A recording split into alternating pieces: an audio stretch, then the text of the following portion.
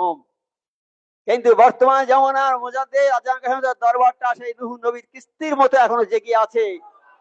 ইনশাআল্লাহ যারা এই কিস্তিতে উঠবে তারা বেহিসাব জান্নাতি হয়ে যাবে। আল্লাহ আমাদের ভালোবেসেছে, তাই বিধায় আমরা এই দরবারে ফেরেছি। আল্লাহ যাকে ভালোবাসে না সে কোনো কামেল ওলি আল্লাহ দরবার পাবে না, শত চেষ্টা করলেও তাকে আনা যাবে না। আল্লাহ যাকে ভালোবাসে সেই একমাত্র কামেল ওলি আল্লাহ দরবারে আসে। সেই কামেল ওলি আল্লাহ দরবার আমরা পেয়েছি। নবী পাক সাল্লাল্লাহু আলাইহি ওয়াসাল্লামের দরবারের আদর্শ হচ্ছে কি, আল্লাহ বলেছেন নবী তোমায় কালাম পাকের সমস্ত কথাগুলো মানুষকে শুনিয়ে দাও। এখন নবী নেই, সেই কথাগুলো জামানার মুজাদ্দিদ হযরত মাওলানা সুফি মুফতি আজম গায়ত এই দরবার বসিয়ে সেই কালাম পাকের কথাগুলো সমস্ত মানুষের কাছে জানিয়ে দিচ্ছে। আজকে এখানে আপনারা কজন বসে আছেন, কিন্তু না, সারা বিশ্বে প্রচার হচ্ছে। আমেরিকাতে হচ্ছে, জাপানে হচ্ছে, লন্ডনে হচ্ছে, আমেরিকায় হচ্ছে, বাংলাদেশে হচ্ছে, ইন্দোনেশিয়ায় হচ্ছে, চীনে হচ্ছে, পৃথিবীর সমস্ত জায়গায় এই অনুষ্ঠান প্রচারিত হচ্ছে।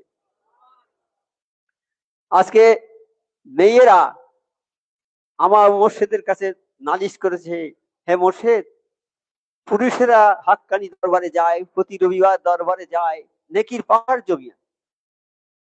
হাক্কানি দরবারে যে যাওয়ার উদ্দেশ্যে বাড়ি থেকে বের হবে বা কোনো এইরকম কোন অনুষ্ঠান যেখানে আল্লাহর কথা আলোচনা হবে, খালেস ভাবে আল্লাহর কথা আলোচনা হবে, সেই খালেস মজলিসে যদি কেউ আসার জন্য নিয়ত করে বেরোয়, 70,000 রহমতের ফেরেশতারা তাদের জন্য ডানা বিছিয়ে থাকবে। আর এসে বাড়ি না ফেরা পর্যন্ত ওই ফেরেশতারা দোয়া করতে থাকবে। যাদের জন্য দোয়া করবে তারা জান্নাতি হবে। আপনারা যারা খালিস আল্লাহর জন্য এসেছেন, ওই ফেরেশতারা ডানা বিছিয়ে আপনাদের তাজিম করেছে। আর যতক্ষণ না বাড়ি ফিরবেন ততক্ষণ আপনাদের দোয়া করতে থাকবে। আর এই ফেরেশতারা যাদের জন্য দোয়া করবে তারা জান্নাতি হবে ইনশাআল্লাহ। তাহলে কি অবস্থাটা হচ্ছে বাবা এখানে। এখন আমার মুর্শিদ সেই কালাম পাকের কথাগুলো সারা বিশ্ববাসীর কাছে প্রচার করছেন এই মজলিস করে দিয়ে। নবী পাক সাল্লাল্লাহু আলাইহি ওয়াসাল্লাম আল্লাহ পাকের সমস্ত হুকুমকে মানুষের কাছে পৌঁছে দিয়েছেন।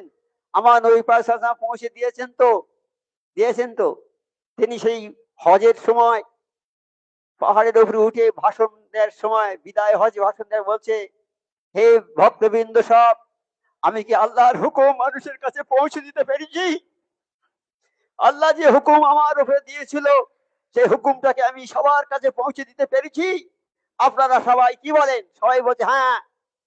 আপনারা সাক্ষী থাকুন সবাই যে আমি আল্লাহর হুকুমটা সমস্ত মানুষের কাছে পৌঁছে দিই। আজকে যারা উপস্থিত আছে